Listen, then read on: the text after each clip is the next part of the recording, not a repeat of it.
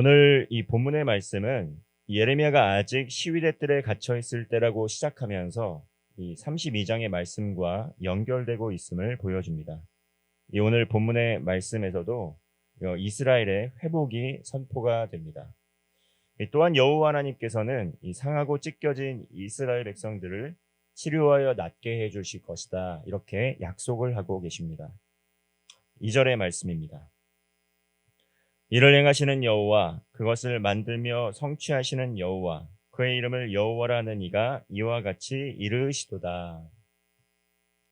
이를 행하시는 여호와, 이 거룩한 이름을 말씀하시면서 원인과 결과가 없으시고 또 시작과 끝이 없으신 이 스스로 존재하시는 그 여호와라는 이름, 그 하나님께서 일을 행하신다, 이렇게 밝히고 계십니다.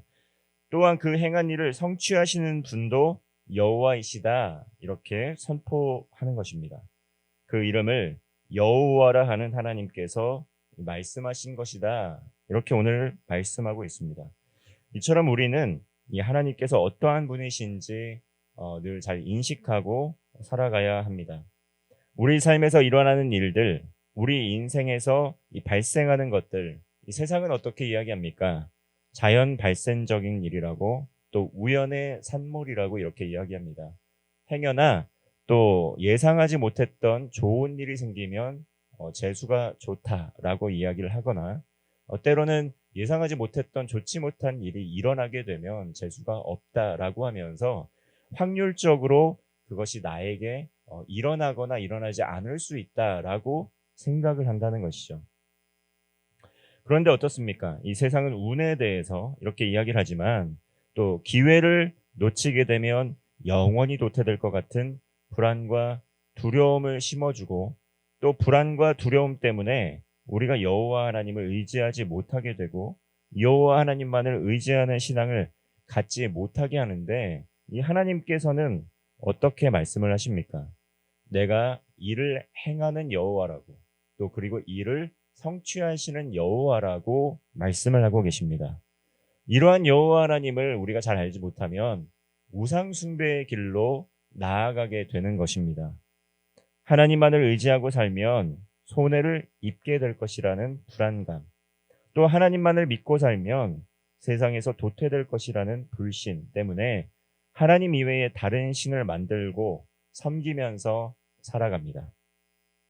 문제가 생겼을 때 하나님께 먼저 나아가 구하기보다는 이 세상의 방법들을 찾습니다. 이 세상의 방법이라는 것은 무엇입니까?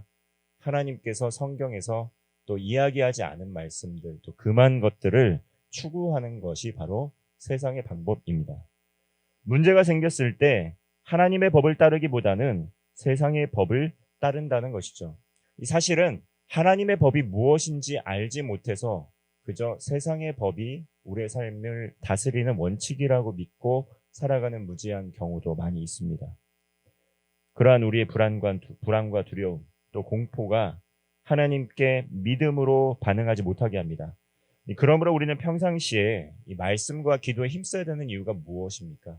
아무런 문제가 없을 때에도, 또 아무런 어려움이 없을 때에도, 평안할 때에도 우리가 늘 깨어서 말씀과 기도에 힘써야 되는 이유가 바로 이것입니다.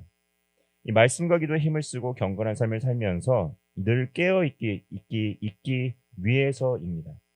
양육을 받고 훈련을 받아서 우리 때로는 우리의 삶에 위기의 순간이 닥쳐왔을 때 하나님의 뜻을 구하며 믿음으로 반응할 수 있는 신앙인으로 살아갈 수 있기 때문입니다. 군대에서 군인은 늘 전쟁의 상황에 대비하여 훈련을 받습니다. 그렇게 할 때 이 몸에 익숙하게 되고, 또 무의식적인 상황 속에서도 훈련의 결과로서 훈련에 했던 내용들, 훈련했던 대로 반응하기 때문입니다. 우리 신앙생활도 마찬가지입니다. 평안하다 하다고 해서 이 말씀을 멀리하게 되고, 또 기도하지 않고 하나님과의 관계를 소홀히 하게 되면 실제로 문제가 닥치게 되었을 때 믿음으로 반응하기가 어렵다는 것입니다.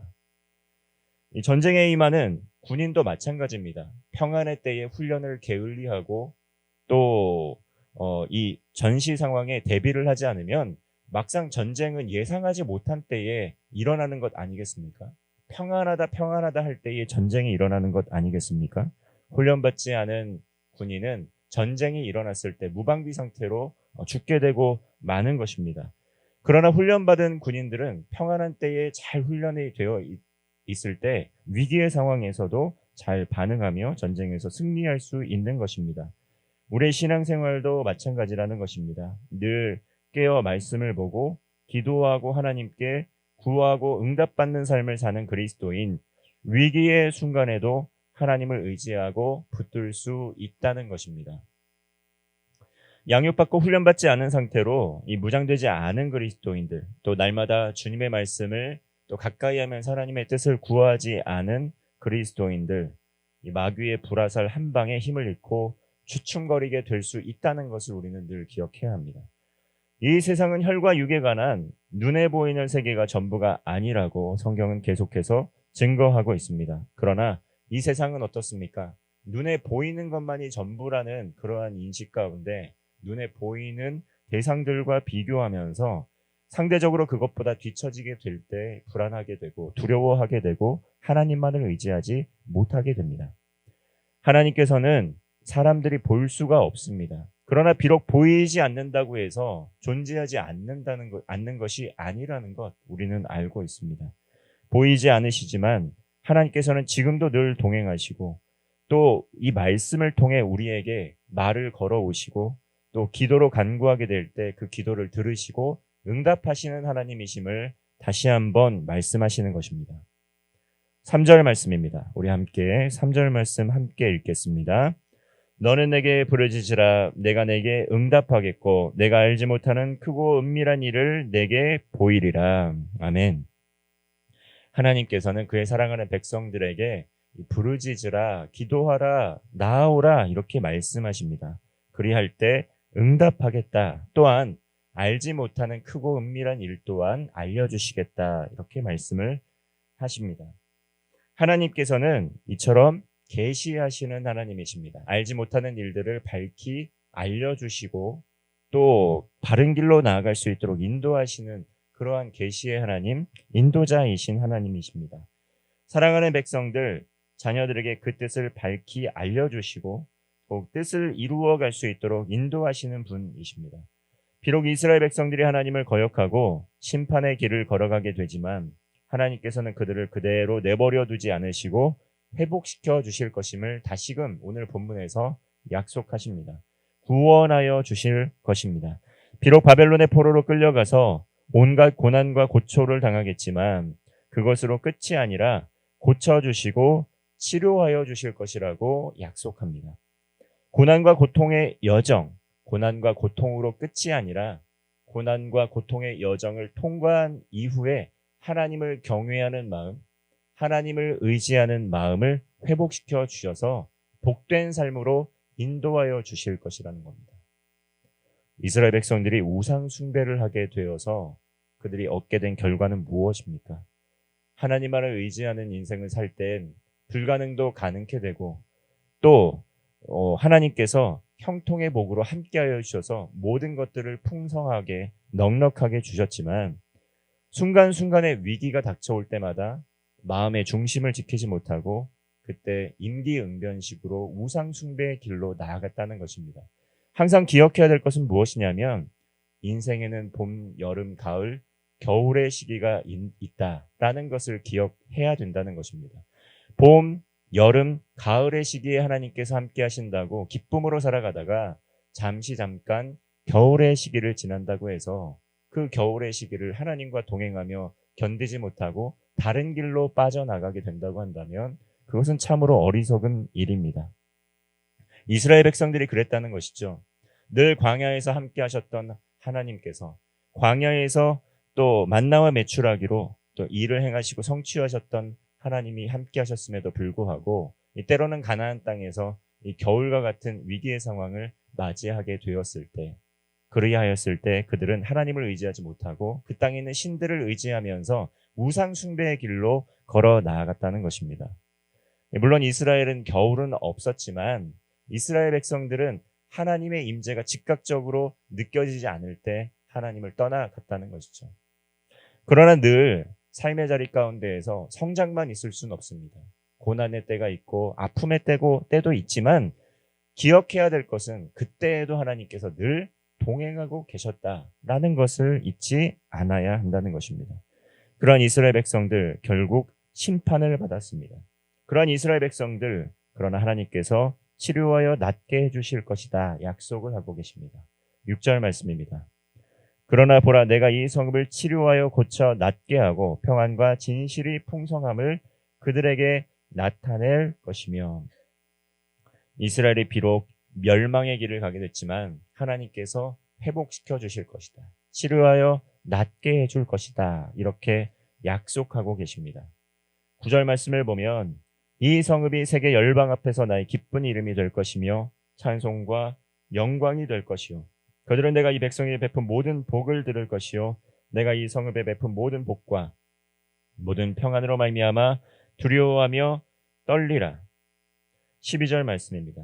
만군의 여호와가 이와 같이 말씀하시니라 황폐하여 사람도 없고 짐승도 없던 이곳과 모든 성읍에 다시 목자가 살 곳이 있으리니 그의 양떼를 눕게 할 것이다.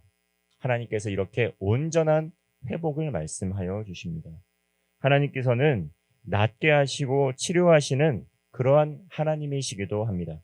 여호와 하나님께서 그 아들 예수 그리스도를 궁극적으로 보내주셔서 그 이름을 믿는 모든 이들의 죄를 용서하여 주시고 구원하여 주시고 영원한 생명을 주셨습니다. 이스라엘 백성들이 바벨론 포로로 돌아와 예루살렘에 회복되고 성전이 건축되었을 뿐만 아니라 궁극적으로 하나님께서는 예수 그리스도를 보내주심으로 말미암아 모든 열방이 구원을 받는 길을 열어주셨다는 것입니다. 지금도 성령 하나님께서 구원받은 성도들과 함께 하시고 동행하고 계십니다. 말씀 볼 때, 기도할 때 우리들의 모든 삶에서 하나님께서 동행하시고 응답하여 주십니다. 이를 행하시는 여호와 또 기도할 때 응답하시는 여호와 하나님이십니다. 그 하나님을 믿음으로 기도하며 응답받는 복된 하루 되시기를 주님의 이름으로 축원합니다. 기도하겠습니다. 이를 행하시는 여호와, 이를 성취하시는 여호와 하나님을 찬양합니다. 우리의 삶의 모든 죄악에서 돌이키게 하여 주시고 오직 하나님만을 경외하고 의지하는 삶을 살게 하여 주옵소서. 인생의 모든 문제 너머에 하나님의 주권을 인정케 하시고 선하고 바른 길로 인도하여 주옵소서. 무너진 모든 삶의 영역을 치료하여 낫게 하여 주옵소서. 육신의 질병도 낫게 하여 주옵소서. 물질의 복도 다시금 회복시켜 주옵소서. 자녀의 복도 허락하여 주옵소서. 오직 하나님의 영광을 위하여 살며 하나님을 경외하는 신앙을 회복시켜 주옵소서. 그리하여 주실 것을 믿사오며 우리 구주 예수 그리스도의 이름으로 기도하옵나이다. 아멘.